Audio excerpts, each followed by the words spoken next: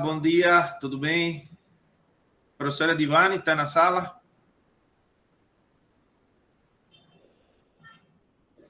Sim, estou, Ramon. Está aqui. Ótimo.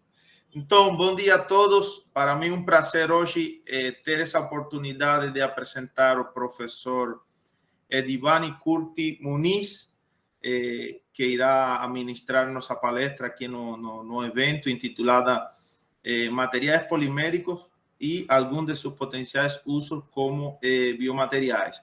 Então, para mim, um prazer apresentar o professor Edivani, porque conheço pessoalmente dele, então gostaria que, através de algumas informações que eu vou falar dele, todos vocês conheçam só um pouco sobre a trajetória científica do professor Edivani, que ele é licenciado em Química pela Universidade Estadual de Maringá, fez mestrado em Engenharia e Ciência de Materiais pela UFRGS e doutorado em Ciência Físico-Química pela Unicamp. Também tem pós-doutorado pela Université Libre de Bruselas, Bélgica, né?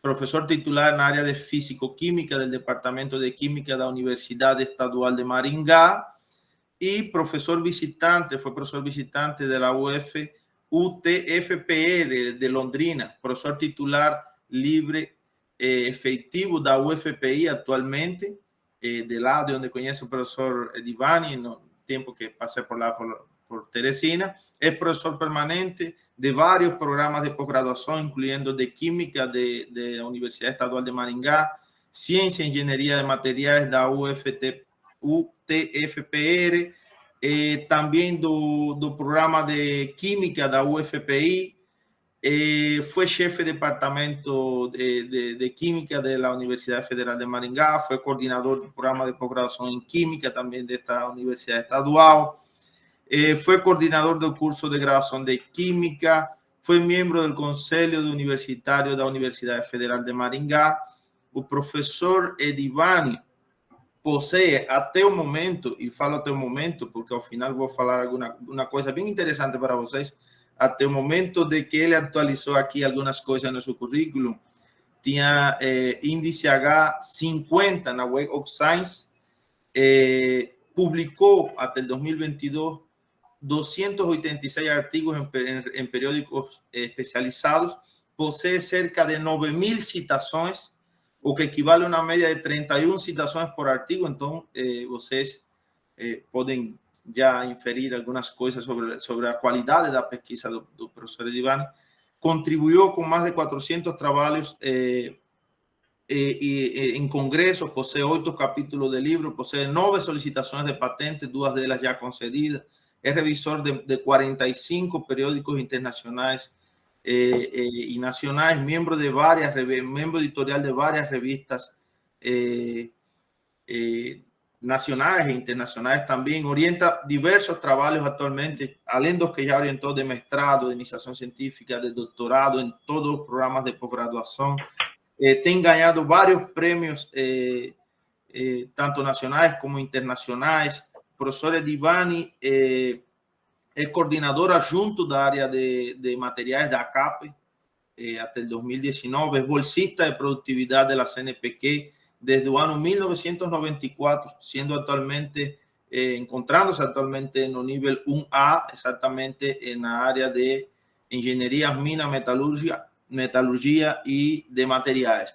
Tem muita informação que eu acho que senão vamos perder a palestra, mas uma eu não posso deixar de mencionar, e é que em aquele site que mostra os melhores cientistas que você pode escolher por país e demais, na área de ciência de materiais, o professor Edivani é o número 9 no Brasil, que é avaliado por a quantidade de trabalhos, índice H e demais. E no mundo, nesta área, de acordo com este site, é 3.469. Então, pensem, com esses dados, os trabalhos do professor Edivani que ele vem fazendo. E na área da química, o professor Edivani é o número 15 e no mundo é o 4.936, relacionado todo com as pesquisas que ele vem desenvolvendo. Professor, muito obrigado. Eu sei o complicado, o cheio que é essa agenda de trabalho e muito obrigado por aceitar nosso convite. Para nós é um prazer aqui também tê-lo e que, com certeza, você conhece um pouco sobre nosso programa e os trabalhos que vimos fazendo. Então, é um prazer tê-lo aqui em nosso evento. Eu que agradeço, Ramon, pela sua apresentação. Conheço você pessoalmente. Temos vários amigos em comum em Teresina. Para mim é um grande prazer estar aqui, poder apresentar a vocês algumas informações, alguns dados, publicações que temos feito. Do que você falou aí, na verdade, a gente tem que remar bastante ainda, né? Porque tem 4.000 e pouco na nossa frente, né? Então, na física, por exemplo, a gente tem que ver como desafio, né? Ok, eu vou compartilhar então com vocês a minha tela. Vocês me ouvem bem, né? Sim, tá tudo ok. Ok. Então vamos lá. Quando o professor Ramon me convidou para fazer a apresentação, então eu falei para ele que eu poderia falar alguma coisa que nós temos feito em relação a biomateriais, né? Nós temos trabalhado em várias áreas, na área de biomateriais, na área de ambiental, a área de agricultura, mas eu gostaria de apresentar para vocês aqui hoje algumas informações relevantes sobre materiais poliméricos e alguns de seus potenciais usos como biomateriais. Então, para mim é uma honra estar aqui apresentando para vocês desse evento, né, que mostra que então o programa de pós-graduação de vocês está amadurecendo, né, que é muito bom, e espero que continue. Como o professor Ramon já falou, a partir de 2019, né, eu passei também a atuar como professor na Universidade Federal do Piauí, já tendo eu tido a colaboração, né, trabalhado por cerca de 35 anos na Universidade Estadual de Maringá, e também, após isso, como professor visitante na UTFPR de Londrina. Eu vou procurar abranger os tópicos que estão aqui colocados, né? Vou falar sobre biomateriais, o que são, aspectos gerais, hidrogéis e para que servem, síntese de hidrogéis responsivos. Também vou falar um pouco sobre nanofibras eletrofiadas, que é uma técnica muito interessante para se obter materiais para uso como biomateriais. E vou falar sobre alguns exemplos, né, que nós temos desenvolvido. Antes de mais nada, eu só gostaria de já colocar aqui um agradecimento ao professor George Gilskis, que foi quem me introduziu à área de biomateriais. Foi com ele que eu fiz meu pós-doutorado na Bélgica, de 1998 a 2000. Né? Hoje o professor George Gilskis se encontra aposentado, né? Mas com saúde, graças a Deus, lá em Bruxelas. Biomateriais, o que são? Né? De acordo com o professor Williams, que é uma pessoa muito importante na área, né? Biomaterial, né, ou biomaterial, is a substance or a mixture of substance, natural or not, that actuates as the interface of biological system for evaluating, treating, increasing, or substituting a tissue, an organ, or a body function. Então, quer dizer, a definição de um biomaterial é uma coisa bem ampla, né?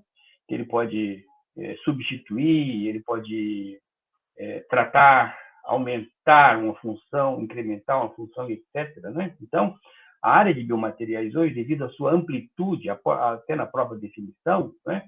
A área de biomateriais tem crescido muito em todas as regiões do mundo, né? Os biomateriais, eles podem ser obtidos a partir das 3 grandes classes dos materiais, os materiais metálicos, os materiais cerâmicos, os materiais poliméricos. Mas aqui, na minha apresentação, eu vou me referir mais aos materiais poliméricos, que é a nossa área de atuação. Né? Então, nós podemos, por exemplo, aumentar a osteoindutividade, aumentar a osteocondutividade e integração de um material a partir de algumas propriedades, tipo biocompatibilidade, propriedade de superfície, e a estrutura macro e micro de os materiais, que muitos deles são, a gente pode tratar como smart materials, né?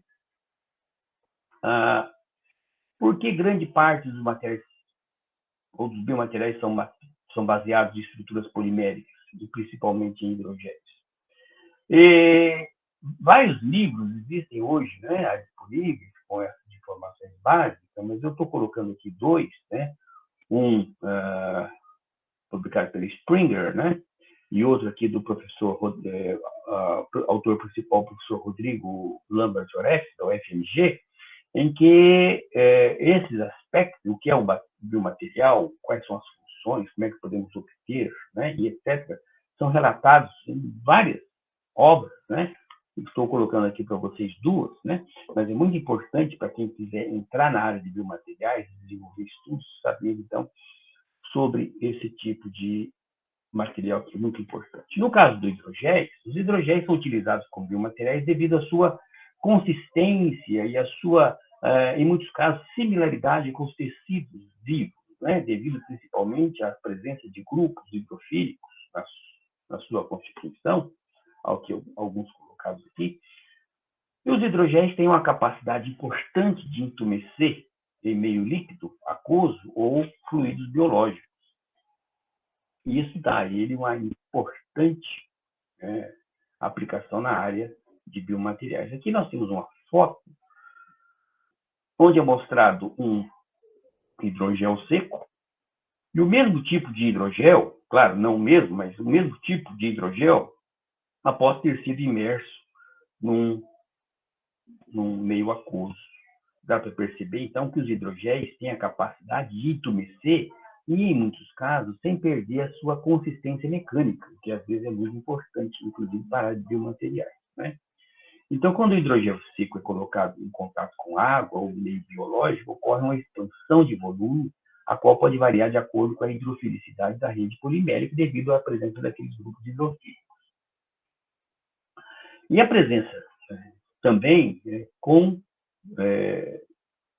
ao mesmo tempo, de cargas elétricas, né, do material, por exemplo, aqui, essas cargas elétricas negativas, né, vai fazer, então, que ocorra a repulsão entre os grupos, né, e, então, a água, ou fluido biológico, entra na matriz polimérica para diminuir essa repulsão entre os grupos eletricamente carregados, né?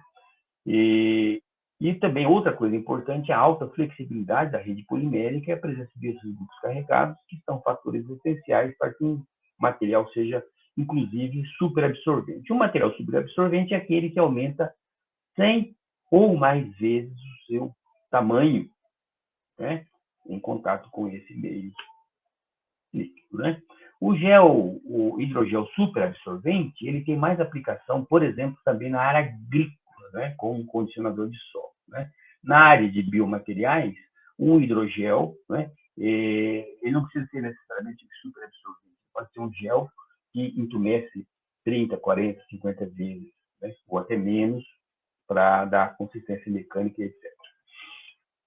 Para quem estiver interessado, esse review, né, publicado em 2015, ele trata de uma forma bem didática as propriedades, né, de um hidrogel. Eu vou colocar aqui algumas coisas que estão contidas nesse review, né? Por exemplo, eu posso tratar o hidrogel quanto à sua resposta, né? Então, eles podem ser responsivos quimicamente, a partir de variação do pH, a partir, por exemplo, da presença ou concentração de glicose, resposta oxidativa. Então, vamos lá. Ele pode ser um material que seja fisicamente reticulado ou quimicamente reticulado, que vai diferenciar bastante um hidrogel do outro, ou podemos ter um hidrogel que contém as duas vertentes, né, fisicamente ou quimicamente. Também podemos ter um hidrogel que seja degradável, né? Se ele for um material que seja biodegradável, ele vai ter uma atuação muito interessante dentro do sistema vivo, né? Ou material não biodegradável, que aí teria menos apelo na área de biomateriais. Também, dependendo da fonte que nós temos dos polímeros que dão origem ao hidrogel podemos ser polímeros naturais, sintéticos ou híbridos, né? Em que você tem, ao mesmo tempo, polímeros naturais e sintéticos dentro do hidrogel. Os hidrogéis, eles também podem ter constituição a partir, por exemplo, da mistura de polímeros catiônicos ou aniônicos, né? Ou ainda ser um hidrogel que tem característica não iônica. Nós podemos formar também os polímeros, os hidrogéis físicos, a partir, por exemplo, da mistura de materiais catiônicos e aniônicos. A preparação também pode ser bastante interessante. Eu posso também fazer hidrogéis a partir da copolimerização, usando diferentes tipos de monômeros, né? Ou também posso ter hidrogéis a partir de um único tipo de monômero, e também posso ter hidrogéis cuja rede seja considerada uma rede chamada interpenetrante, em que uma rede interpenetra a outra. Aqui, as propriedades físicas, eu posso ter um hidrogel que seja extremamente responsivo, né? Que nós vamos chamar então de smart hydrogels, ou aqueles hidrogéis convencionais que não têm essa propriedade de serem responsivos, né? Que têm aplicações um pouco menos interessantes. Aqui eu tenho, nesse slide, é mostrado, por exemplo, a síntese de um material bastante interessante, que é o poli-N-isopropilaquilamida, que é um material que é termorresponsivo a partir do seu monômero, né? Em que nós colocamos também, junto, o agente de reticulação, o metileno bisaquilamida, que é essa molécula aqui, que vai poder, então, obter um hidrogel que seja termorresponsivo. Inclusive, ele vai ter uma temperatura de transição próxima de 32, 33 graus, né? Nesse slide é mostrado, por exemplo, um tipo de hidrogel termorresponsivo que eu tenho aqui, variando a temperatura de 30 até 45 graus. Você percebe que, chegando próximo de 32, 33 graus e acima desta, o hidrogel vai ficando cada vez mais colapsado, né? Mostrando, então, que esse hidrogel ele tem a resposta à variação da temperatura. Isso aqui é plenamente reversível, né? No caso aqui, o tipo IPN, porque eu tenho, além de ter o hidrogel, as redes de poli-N-isopropilaquilamina, eu tenho também, junto aqui, eu tenho um alginato, né, com cálcio. Portanto, eu tenho aqui dois tipos de redes, né, que promovem essa resposta rápida e reversível à temperatura, né? Os hidrogéis podem ser obtidos, né, a partir de materiais poliméricos, né, que podem ser também polimerizados, né, linearmente, de materiais poliméricos com cadeias lineares, né, se eu usar monômeros com funcionalidade 2. Mas se eu usar monômeros com funcionalidade maior que 2, eu tenho materiais que têm estrutura tridimensional. Então, os hidrogéis, obviamente, para ter estrutura tridimensional, é necessário que eu faça uma mistura de monômeros que tenha funcionalidade 2 e monômeros que tenha funcionalidade maior que 2. Isso aqui é exemplificado, né, nesse slide, onde é mostrado, né, uma cadeia polimérica, onde eu obtenho, a partir de monômeros com funcionalidade 2, portanto, eu obtenho uma cadeia polimérica linear, mas se eu misturar juntamente com monômeros de funcionalidade 2, monômeros de funcionalidade 3 ou 4, eu posso, então, ter esses pontos de reticulação que vai me dar, então, uma estrutura tridimensional, né? Nós podemos usar essa estratégia também para partir de um polímero natural, né? Por exemplo, eu posso partir aqui de uma pectina, de uma goma arábica, goma do cajueiro, por exemplo, né? E inserir numa cadeia polimérica de polímero natural pontos, né, onde vou ter, por exemplo, carbonos vinílicos, né, e a partir desses pontos eu promover a reticulação, né? Então, uma estratégia que nós temos usado bastante é, a partir de um polímero natural, fazermos modificações químicas, que seriam essas bolinhas verdes aqui, os pontos de alteração química, e depois do material ter sido quimicamente modificado, fazer, então, a reticulação em condições específicas, né, como vou mostrar algumas daqui a pouco mais. Aqui é mostrado um exemplo disso, onde eu tenho, por exemplo, um polissacarídeo, né? Um polissacarídeo pode ser uma goma do cajueiro, pode ser vários tipos de materiais naturais, em que os pontos vermelhos aqui indicam, né, os locais, por exemplo, onde foram feitas as modificações químicas, né? E eu posso, então, a partir de uma condição específica, usando, por exemplo, essa substância, o TEBIT, na presença de hidrogênio e hipersulfato, que eu vou ter, então, um material que vai ter, então, esses pontos de reticulação. O interessante é que aqui eu tenho o hidrogel, que é o hidrogel químico, né? E esse aqui ele é irreversível, ou seja, esses pontos de reticulações aqui, pelo fato de serem ligações covalentes que foram realizadas, esse hidrogel aqui é um hidrogel que ele não se dissolve mais, ele pode ser degradado, mas ele não se dissolve mais, né? Vou mostrar daqui a pouco mais um outro tipo de hidrogel que tem reversibilidade, que seriam hidrogéis físicos.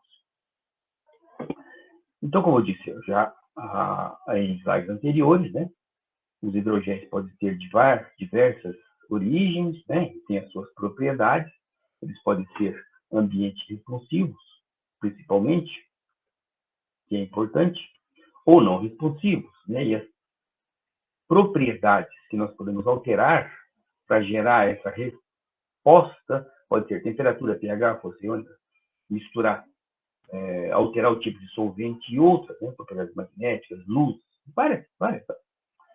E a resposta muito importante do hidrogel é o seu grau ou razão de entumecimento, que é medida como sendo a massa do hidrogel entumecido dividido pela massa do hidrogel seco.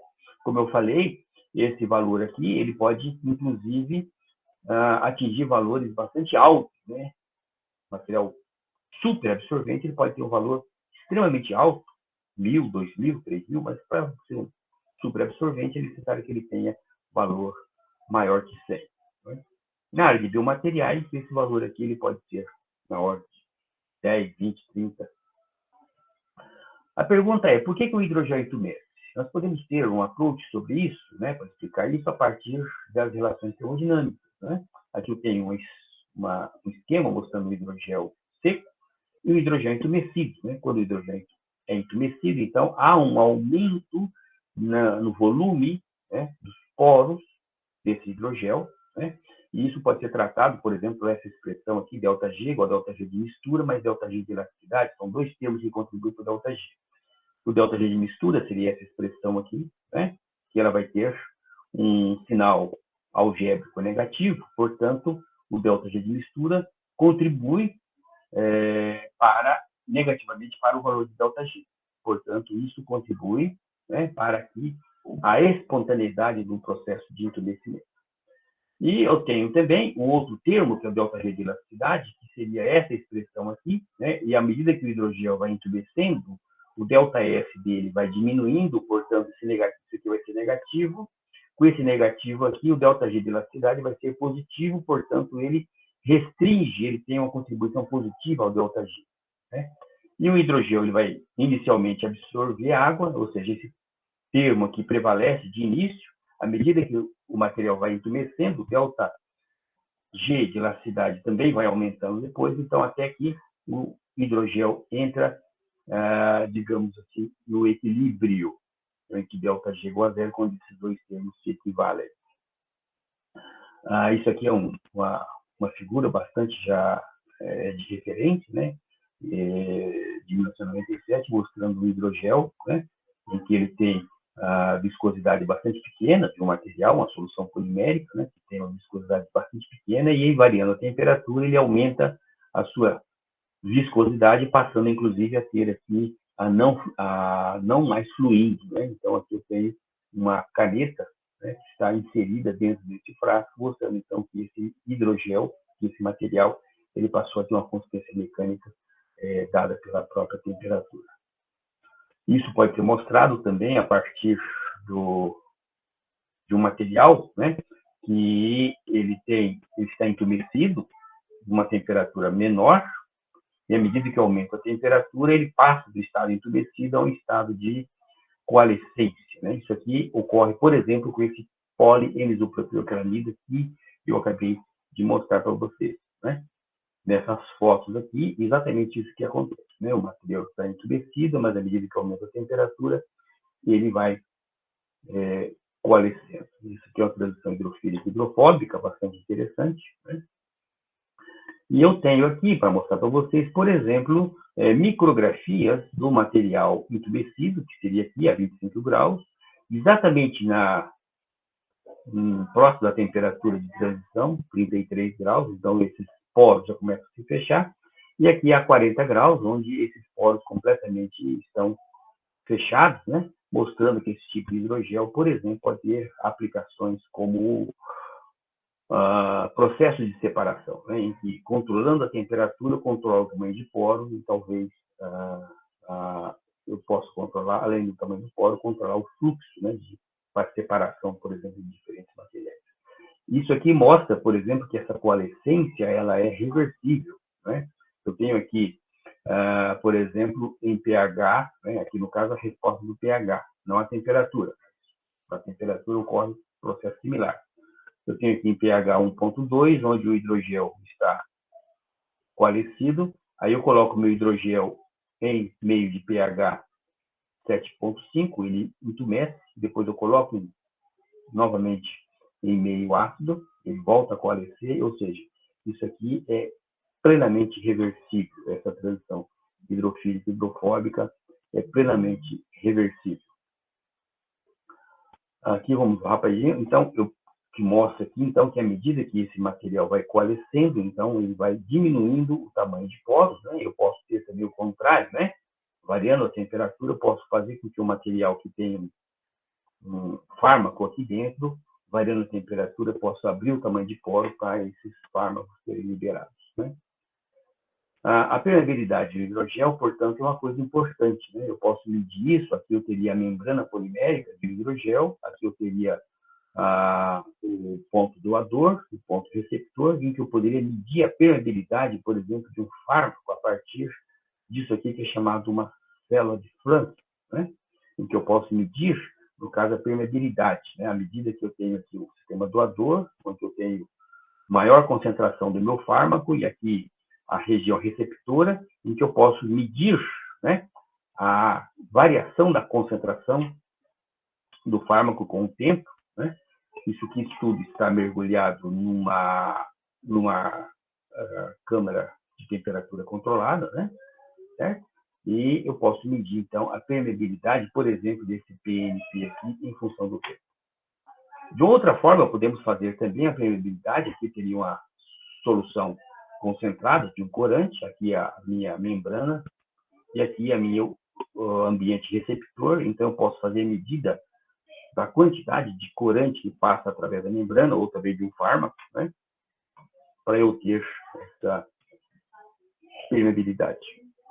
Se o corante ou o fármaco absorve, né, um determinado componente de onda específico, eu posso fazer medidas, então, de concentração, de variação de concentração nesse ambiente receptor. Algumas aplicações que eu vou passar para vocês aqui, né, deixa eu controlar aqui o meu tempo, né, algumas aplicações que nós temos aqui, dos hidrogéis, né, de biomateriais, né, várias aplicações que temos aqui, sistema de liberação, lente de contato, peles artificiais, córneas artificiais, etc. Né. Vou falar mais sobre o sistema de liberação.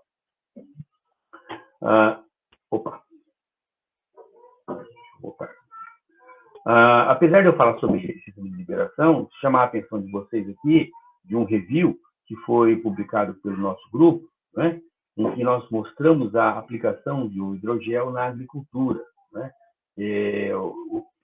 Hoje esse review está com mais de 380 citações, né, mostrando então que eu posso também usar o hidrogel como um agente para a liberação de água no solo e também de nutrientes para a agricultura, né, mostrando então que isso tem várias outras aplicações além da biomateriais. Os hidrogéis eles podem ser sensíveis também ao pH e à força iônica. No caso aqui, esse hidrogel que foi produzido pelo nosso grupo, mostrando então que ele tem grau de entumecimento variável dependendo do valor do pH, né? Então, em meio alcalino, ele entumece mais, em meio ácido, ele entumece menos, né? Isso aqui, como eu já falei para vocês, isso aqui é plenamente reversível, né? Tanto ao pH quanto também à força iônica. Partindo, então, de alguns tipos de polímeros naturais, né? Nós podemos, então, produzir diferentes tipos de redes, né, que vão entumecer, né? Eu poderia colocar aqui as redes tridimensionais de hidrogel, né? Mostrando, então, que eu posso usar esse tipo de propriedade de entumecimento para fazer a liberação de um soluto que está no interior da matriz de hidrogel, né?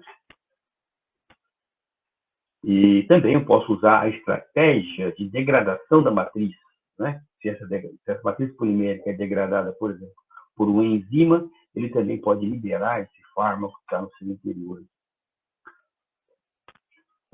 Esse slide mostra, por exemplo, que eu tenho várias formas de fazer a incorporação de um fármaco ou de um soluto no hidrogel. Por exemplo, posso partir de um hidrogel com uma matriz seca e colocar ele numa solução concentrada desse fármaco, em que ele vai entumecer e, ao mesmo tempo, vai absorver esse material, e a partir dessa matriz entumecida eu posso, então, fazer o processo de liberação, né? Também eu posso adicionar o fármaco no momento da formação do hidrogel, que é uma outra estratégia, né? Mas dependendo do tipo de fármaco, eu posso usar uma estratégia ou outra, né? Porque, às vezes, até o processo que eu uso para fazer hidrogel pode ser até que eu possa interferir no próprio estrutura química do fármaco. Esse slide aqui está mostrando, por exemplo, né, hidrogéis com liberação colônica de insulina. Você sabe que a insulina é importante para quem tem a questão da diabetes, né? Então, o aumento da concentração externa de glicose faz com que a glicose se difunda através da membrana do hidrogel, portanto, para dentro do hidrogel. A glicose oxidase, que vai estar presente no interior do hidrogel, né, se converte em ácido glucônico, baixando o pH lá naquele meio baixando o pH do meio do hidrogel. Esse hidrogel, com abaixamento do pH, ele entumece. Ele se entumece. E quando ele entumece, certo? Ele dá aumento à permeabilidade da insulina, que está também no interior do hidrogel. E aí a insulina é liberada ao meio externo. Isso aqui é uma coisa nova? Não. Em 1992, esse artigo que traz esse tipo de resultado aqui foi publicado.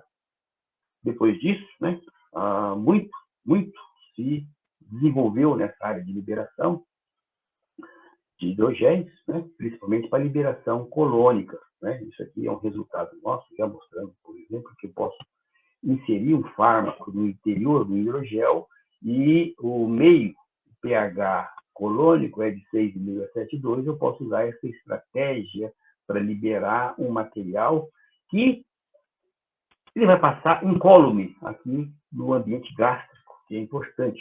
O hidrogel, ele permanecer coalescido aqui, ele preserva o fármaco que vai ser liberado no ambiente colônico devido ao maior pH do ambiente colônico.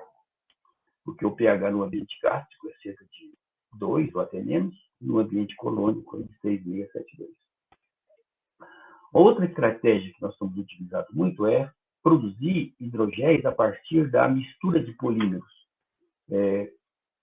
catiônicos, por exemplo, e polímeros aniônicos, para obter aqui que nós chamamos de um PEC, né? Que é um complexo polieletrolítico, que nós chamamos de PEC, né? Devido à sigla em inglês. Ou seja, as interações eletrostáticas entre catiônico e aniônico e outras interações também, que vai surgir da aproximação das cadeias dos diferentes tipos de polímeros, né? Vai poder, então, promover esses materiais, né? Que tem várias aplicações, aqui várias delas, né? Inclusive com algumas vantagens em relação ao hidrogel químico, porque, no caso, percebam, aqui eu não necessito da adição de agentes de reticulação, né? Às vezes, aquela modificação química que eu faço no polímero natural pode ser que eu diminua a compatibilidade do material. E assim nós temos trabalhado com vários tipos de materiais de origem natural, por exemplo, a quitosana, vários trabalhos de quitosana, né? A quitosana é um material que tem origem da quitina, pela sua desacetilação, né? E ele tem em pH próximo de pH 6.2, existe então esse equilíbrio aqui, né? Então, o pKa é próximo de 6.2. Então, portanto, a quitosana é um catiônico, e nós temos usado, por exemplo, um polímero aniônico, que é o sulfato de condroitina, que é extraído da aorta bovina, né? E nós temos utilizado, então, a mistura de sulfato de condroitina com quitina, com quitosana, para produzir PECs, né? A partir dos quais nós podemos fazer, então, a liberação. Essa preparação é bastante fácil. Aqui nós temos, por exemplo, quitosana e o sulfato de condroitina, que nós misturamos um com o outro, certo? O CS o CS ou condroitina sulfate, e o CP é a quitosana. Pela mistura dos dois, então nós obtemos então esse PEC, né? Que está aqui mostrado, esse PEC, a formação dele é espontânea, e a partir desse PEC, então, podemos fazer vários trabalhos, né? Por exemplo, mostrando o que acontece quando esse PEC é imerso em soluções de pH de diferentes valores, pH 2, pH 6, pH 8, pH 10, e assim por diante, né? Aqui nós temos uma ideia, né, do que acontece com esse material, a partir, por exemplo, desses difratogramas aqui, de raio-x do material, após ter sido imerso em soluções de diferentes pH por diferentes tempos, né, como colocado aqui, e nós vemos que à medida que em determinados pHs, então acontece então a organização das cadeias poliméricas com o tempo de imersão, né, nós vamos vendo então o surgimento desses picos aqui, mostrando que esse material está mais organizado, né?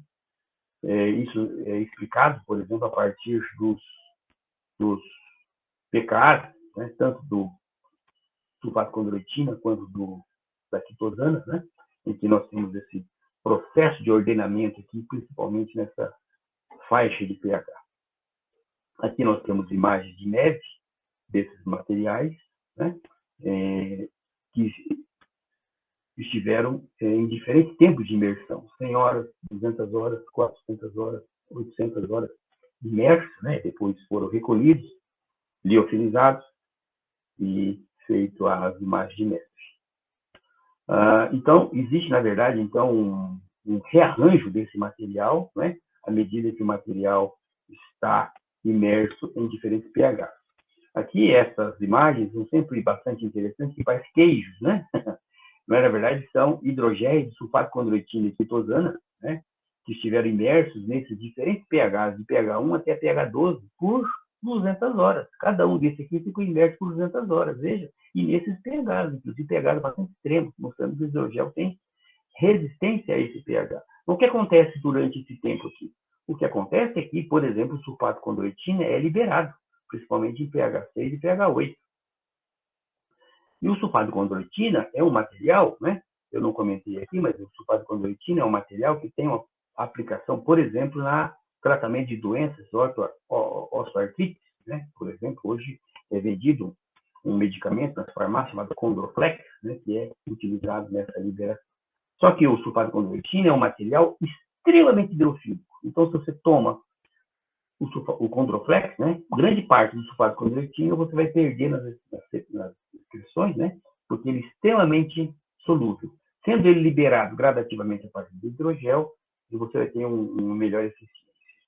Essa liberação aqui, esse perfil de liberação, nós tratamos matematicamente, por exemplo, a partir de modelos da literatura, né? Aqui nós temos os modelos, né? E aqui um modelo bastante utilizado na literatura, que é o modelo de Pepas, né? E esse é um modelo que nós desenvolvemos no nosso laboratório, né? Mostrando que o nosso modelo, que eu vou chamar então de modelo de partição, né? Liberação-partição, que nós temos essa base aqui, de primeira ordem, de segunda ordem, né? Que foi publicado desse artigo já em 2007, né, mas deve estar aí hoje com as 80 citações, né, baseia no fato, então, de que o hidrogel, quando está imerso, então ele vai entumescer até atingir o equilíbrio, e a partir, então, da fração de soluto liberada, eu posso calcular o parâmetro alfa, que entra no nosso modelo, né, esse alfa, para nós, então, calcularmos o modelo de liberação de primeira ordem e de segunda ordem, que tem sido bastante utilizado, porque ele tem uma capacidade bastante grande de prever o perfil de liberação do material e da outra propriedade cinética do material, né? Aqui eu vou mostrar para vocês o esquema de como esse material se auto-organiza naquela faixa de pH, né? Abaixo de 6 e acima de 8, né? E nessa região aqui o sulfato de cloretina é liberado, né? Temos também trabalhado com outro... Ramon, quanto tempo eu tenho ainda, Ramon? Tem, pela programação, 1 minuto, mas se precisar um pouquinho a mais... Claro, eu posso ir até mais uns 10 minutos a mais, né? 10 minutos, ok. Ok. Nós vamos trabalhar também com uma outra substância muito importante, que é a curcumina, né? A curcumina é um material de origem natural, né? Ele é extraído da cúrcuma longa, né? E ele tem sido muito utilizado, inclusive, na área alimentícia, né? Certo? Para produzir alimentos, certo? Porque ela tem muitas propriedades farmacológicas, inclusive ser anticâncer, né? Então, nós produzimos, por exemplo, hidrogéis de quitosano e sulfato de condroitina, mas contendo nanopartículas de prata, certo? Nanopartículas de prata, que nós utilizamos para analisar o efeito que ele tem contra as células cancerosas, né? Aqui a estrutura as estruturas aqui da curcumina, né? Aqui do sulfato de condroitina e da quitosana, certo? E mostrando aqui, né, a importância da curcumina. Por exemplo, se eu coloco curcumina e câncer lá na Web of Science, vai aparecer 12 mil artigos, né, pouco. Aí eu faço uma análise desses 12 mil artigos, 5 mil ou um pouco mais, só apenas dos últimos 5 anos. Então, realmente, a curcumina hoje é uma substância bastante utilizada em estudos para tratamento de câncer, né? E quando eu falo sobre curcumina e hidrogel, eu tenho 634 trabalhos, né? Em todo o período, né? Nós só nos últimos 5 anos, né? E quando eu falo em curcumina e hidrogel, 139 trabalhos, né? E quando eu uso esse tipo de material para terapia fotodinâmica, apenas 7 trabalhos, né? E esse que eu estou apresentando para vocês é um deles, né?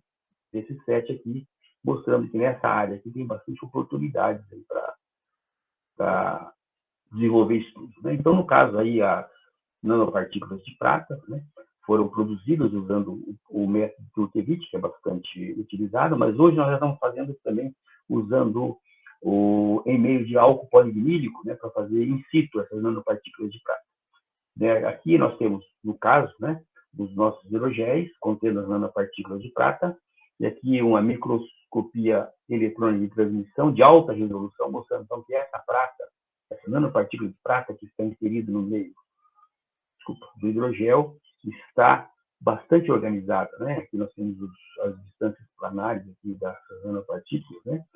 E o que é importante é mostrar para vocês que está bem distribuído, né? Ok? Vários da prata, inclusive, dá para ver a prata bem distribuída. Aqui na nanopartícula de prata. Aqui a prata aqui é liberada, né, a partir do hidrogel, né? Também tratada segundo o nosso modelo de partição. Mas o que é importante mostrar aqui é que esse material, contendo a quitosana, sulfato de condroitina, a curcumina e a nanopartícula de prata, elas são atóxicas às células saudáveis, né? Mesmo em alta concentração. Já aqui, nesse ponto, quando eu estou tratando de células cancerosas, CACO2, vejam que esse material aqui, ele apresenta um alto efeito, né?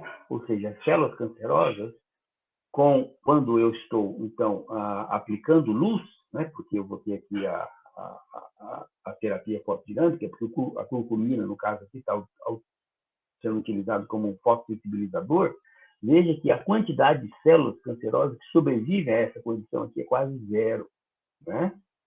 E mostrando que esse efeito se deve à combinação de quitosana, sulfato de condroitina, curcumina e nanopartícula de prata. Porque quando eu tenho somente 3 desses 4, a eficiência não é tão grande como colocado aqui, né? Certo? A liberação tanto de um quanto do outro foi tratado segundo o nosso modelo também, mostrando então que, né, a liberação.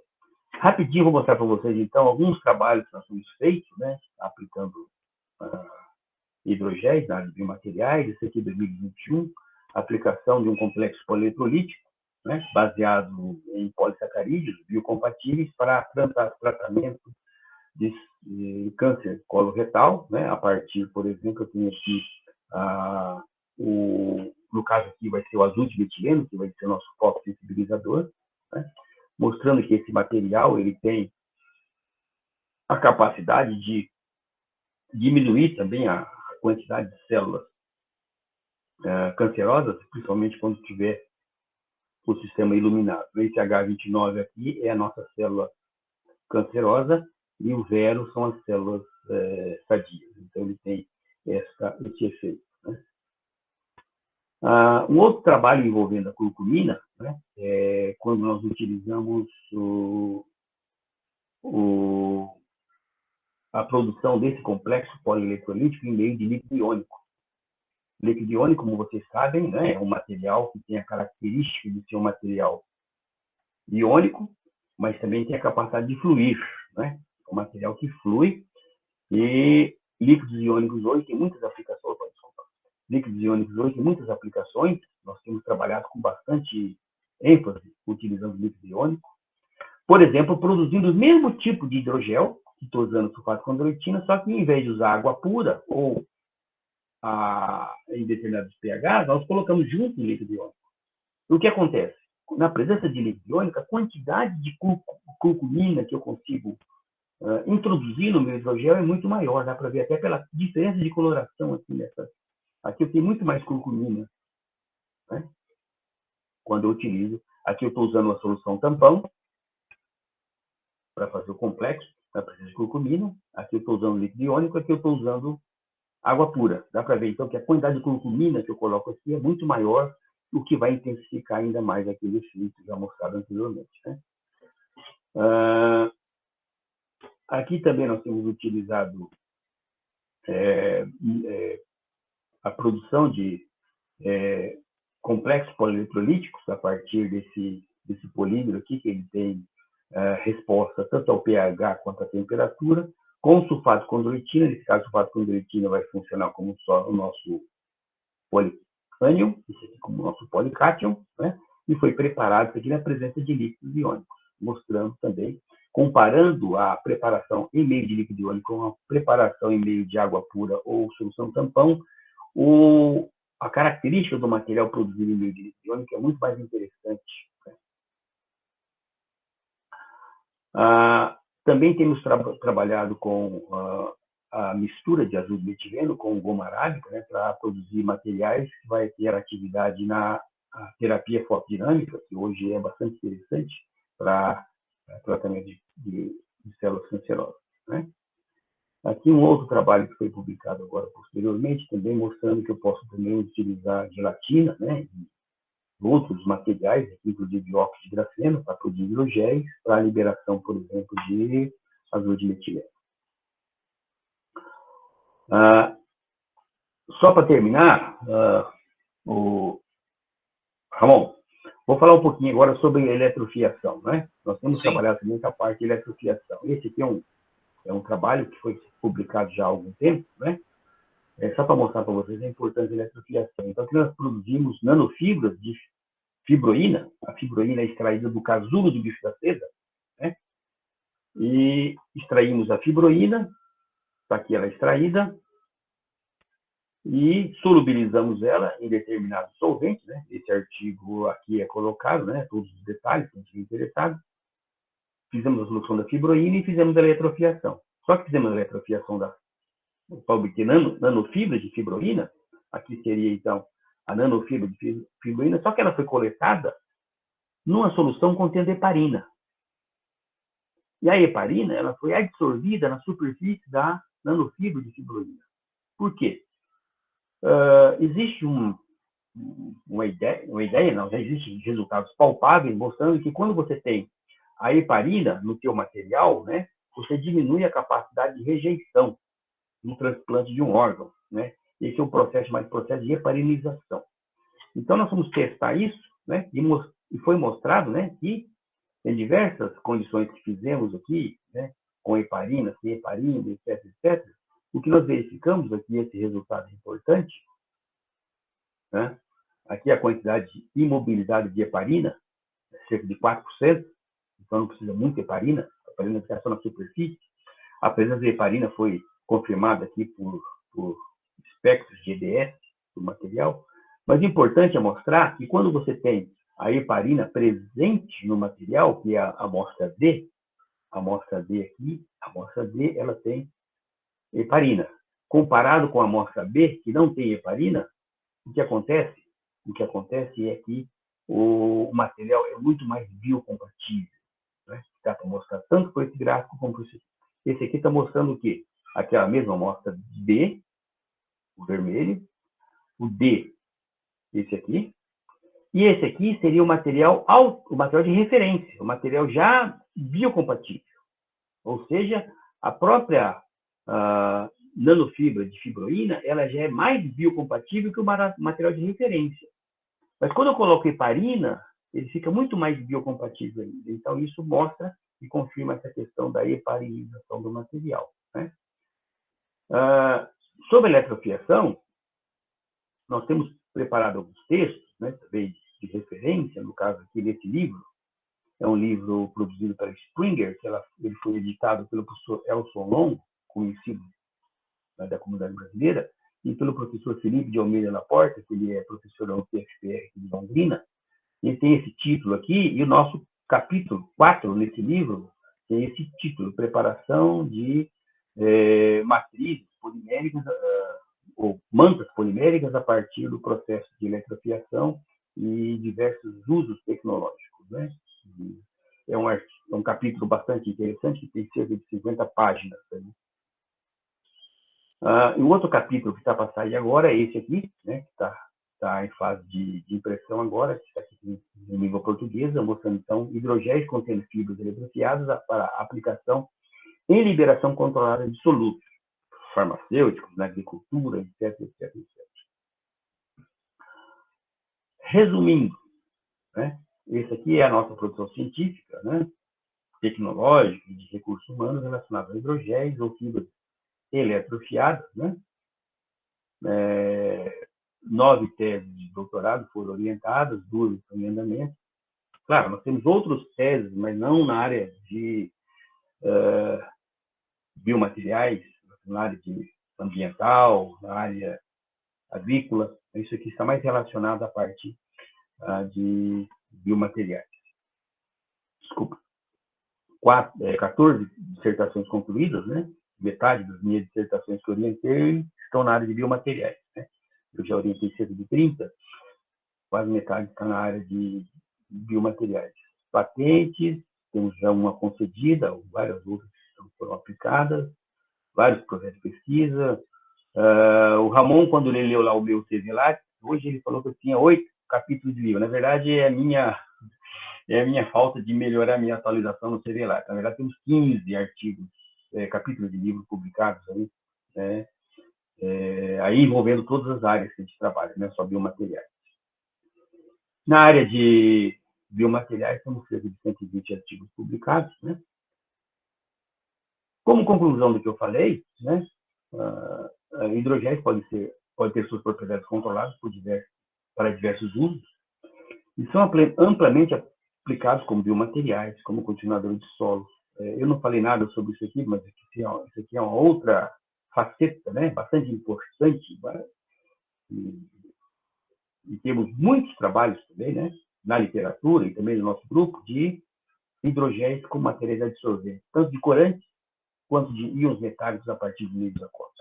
Também é uma outra parte importante de hidrogéis que eu acabei não falando, porque eu direcionei mais para biomateriais. A tendência natural agora é produzir não macrohidrogéis, mas produzir nanohidrogéis, nanohidrogéis nanoparticulados, né? Ou microparticulados, para aplicar nessas diversas áreas aqui, porque aí você aumenta e muito a sua área superficial, né? E você aumenta, inclusive, a sua eficiência. Hoje nós temos nanohidrogéis com grau de entumecimento 5.000.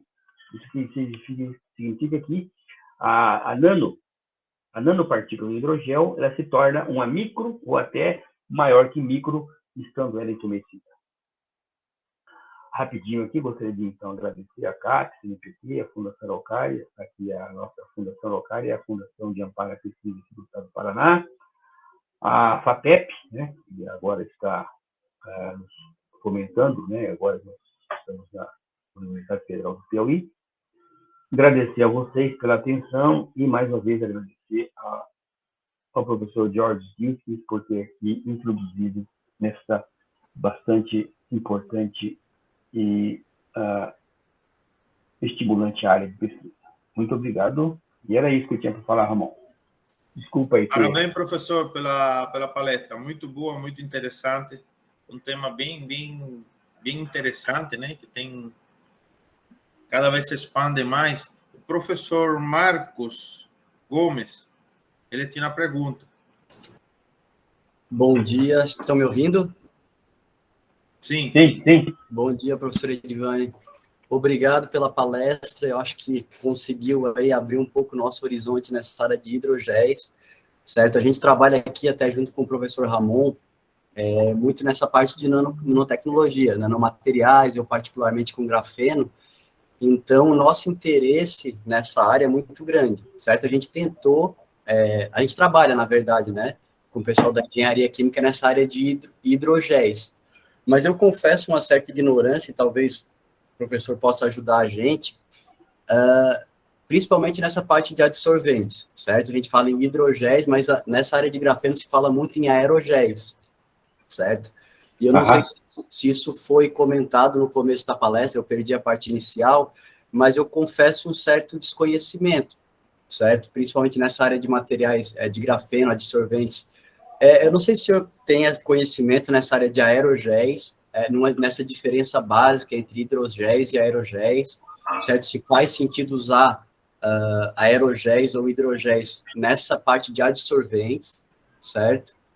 Principalmente em solução aquosa e tal, se faz alguma diferença. Eu falo isso porque a gente pode trabalhar tanto com óxido de grafeno, certo? Que é um material altamente hidrofílico, quanto com grafeno, que é um material hidrofóbico. E aí produzir tanto hidrogéis quanto aerogéis, mas eu fico um pouco confuso, sabe, nessa diferenciação. Não sei se poderia esclarecer um pouco isso, essa parte. Um material, um aerogel, ele não necessariamente vai entumecer tanto quanto o hidrogel. A característica principal do hidrogel é o seu entumecimento, como eu falei aqui em vários pontos, né? Quando você tem um aerogel, seria um material que você produziu, que tem, por exemplo, capacidade hidrofílica, né? Pode ser, inclusive, um material inorgânico, né? Que você produziu, e ele tem capacidade hidrofílica de absorver, ele tem uma grande quantidade de poros, né? Certo? Uma grande quantidade de poros, né? E, ao ser imerso no meio aquoso, ele vai promover interações com o meio aquoso, com solutos presentes nesse meio aquoso, dependendo do tipo de material que você está utilizando, mas isso tudo que eu estou falando não necessariamente ocorrendo o entumecimento, ok? O hidrogel, ele tem as características todas que eu estou falando, mas além disso, ele vai entumecer, porque ele é constituído de polímero, e a cadeia polimérica é flexível, para ele, então, expandir, né? Que é aquilo que eu tentei colocar lá rapidamente naquela questão da explicação termodinâmica do processo de entumecimento, né? Ou seja, um aerogel é como se fosse um hidrogel que não entumece.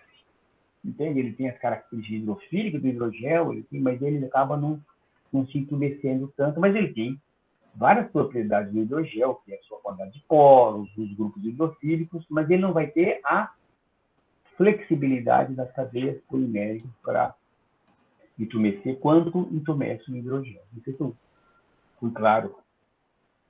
Perfeito. Não, acho que deu uma visão, porque a gente nessa área de grafeno, óxido de grafeno, vê muitos dois. O pessoal faz tanto aerogel quanto hidrogel. Não, hoje uma coisa importante, né, que está também desenvolvendo muito, é você fazer o tal do organogel.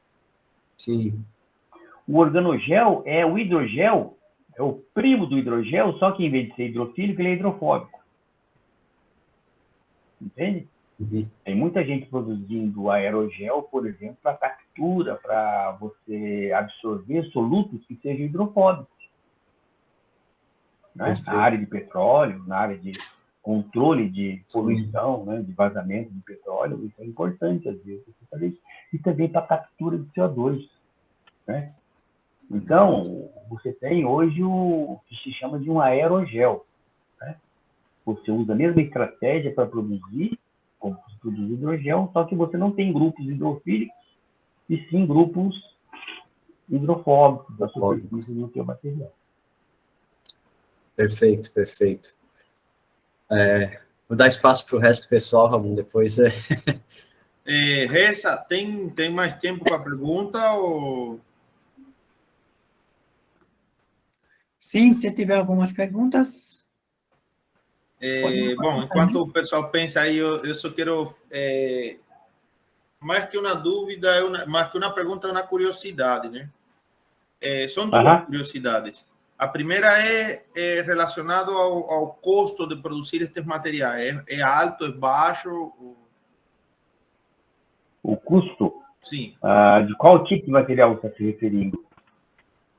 Tanto faz, ou seja, pode ser o aerogel como o hidrogel. Se você estiver direcionando a aplicação para a agricultura, você tem condições de fazer um material, né, um hidrogel, com custo relativamente baixo, com valor agregado baixo, e aí você está produzindo em quantidade, né? Porque se você vai usar isso na agricultura, você vai espalhar esse hidrogel na sua área de cultivo, né, são hectares e hectares. Então, você tem que ter processos de produção cujos valores são pequenos, necessariamente, e temos esses valores, né? Mas se você estiver produzindo um biomaterial para aplicação farmacêutica, um biomédica, você não precisa necessariamente ter um custo de produção baixo, por quê? Porque o valor agregado é alto. Correto? Ou seja, sim, com um quilo de um biomaterial, digamos assim, de uma forma bem, né, bem aleatória, né? 1 quilo de um biomaterial, você vai comprar 10 toneladas de um hidrogel para agricultura. Entende? Então, se você tiver... Então, dependendo do tipo de aplicação, você tem que formular uma produção, um processo de produção que tenha isso que você falou, né? Um custo de produção que seja adequado. Por exemplo, se eu quero fazer um material para aplicação na terapia fotodinâmica, eu não vou usar uma grande quantidade de material na aplicação, vou usar sempre uma pequena quantidade, né? Certo? Aí o valor agregado é alto. Eu posso ter associado a isso um processo de produção, né, para garantir, por exemplo, a toxicidade, para garantir que o material não tenha nenhuma impureza que possa acontecer, alguma contaminação, né, para aplicação na área da saúde. Então, nós temos, sim, nós temos custos de produção bastante pequenos, dependendo do tipo de aplicação. A outra curiosidade é porque, bom, uma das formas da gente captar recursos é quando temos empresas que se aproximam à universidade e começamos a fazer esse projeto junto. Para você ter ideia, Ramon, eu não vou nem falar o nome nem nada, mas nós temos uma empresa agora que nós estamos interagindo com ela e ela vai exportar para o Oriente Médio esse tipo de material. A expectativa é que se exporte 2.000 toneladas mês. E a empresa está trabalhando, vai começar a trabalhar conjunto com vocês, né? Não, ela já está trabalhando, ela tem a produção interna no Brasil, né? Pronto, respondeu minha pergunta aí, porque isso aí Ela é já muito... tem a produção interna, o que ela vai incrementar essa produção para exportar, né? Então, ela tem que ter custo de produção baixo, né? Para exportar essa quantidade de material, né? Pronto, essa era a minha outra curiosidade. Já com essa aí você respondeu. Alguém mais tem alguma pergunta? Pronto, parece que mais ninguém tem pergunta. Eu tenho só que agradecer ao professor Edivani por aceitar nosso convite aqui, participar de nosso evento. Parabéns. Também agradeço a todos aqui pela participação. Nessa hora já, que acredito que muitos já estão em horário de almoço. Eu que agradeço, Ramon, a oportunidade de poder contribuir aí para o evento de vocês. E na qualidade de coordenador adjunto da área de materiais,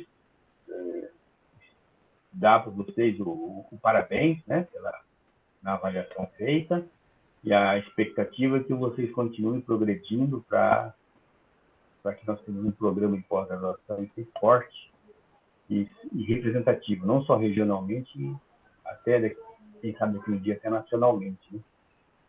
Nós agradecemos também porque já nós estamos trabalhando, já se está começando a trabalhar em função de melhorar essa avaliação dentro do programa, conseguir uma nota boa, né? Nesse primeiro período de acompanhamento, né? Então, agora até... Então, com a nota 4, né? Isso, na próxima já é valendo mesmo, então a gente já está trabalhando fortemente para... Na próxima, quem sabe, você já, no final da próxima avaliação, quem sabe, vocês estejam também avaliando o curso de doutorado, né? Depende de vocês aí, não sei como é. É nossa intenção. Então...